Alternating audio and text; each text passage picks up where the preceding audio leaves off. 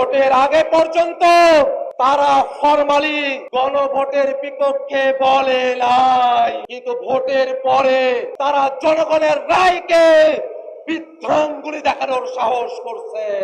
দেশ পরিচালনা করতে সংবিধান লাগবে, কিন্তু সেই সংবিধান ৭২-এর মুজিববাদী সংবিধান না।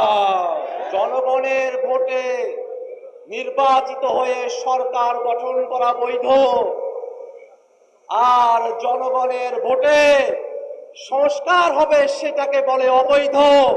এমন দ্বিচারিতা বাংলাদেশের মানুষ সহ্য করবে না। ভাইরা আমার, আমরা সংস্কার পরিষদের কথা বলছি, এটা নতুন কোনো কথা নয়।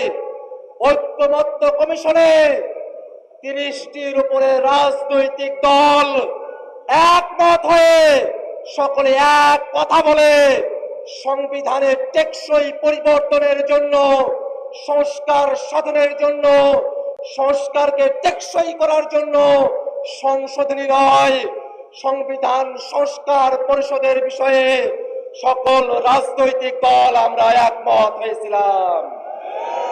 কিন্তু দুর্ভাগ্যের বিষয়, ভোটের আগে পর্যন্ত তারা ফরমালি গণভোটের বিপক্ষে বলে নাই, কিন্তু ভোটের পরে টুঠাট মেজরিটি পাওয়ার কারণে তারা জনগণের রায়কে বিধ্বংগুলি দেখানোর সাহস করছে।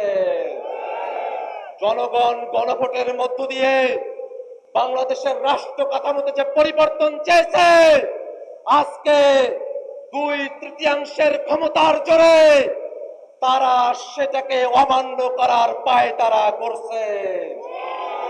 ভাইরা আমার, তারা সংবিধানের কথা বলছে, আমরাও বলি দেশ পরিচালনা করতে সংবিধান লাগবে, কিন্তু সেই সংবিধান ৭২-এর মুজিববাদী সংবিধান না। সেই সংবিধান শেখ হাসিনার সংবিধান না। সেই সংবিধান কোন দল বিএনপির সংবিধান না।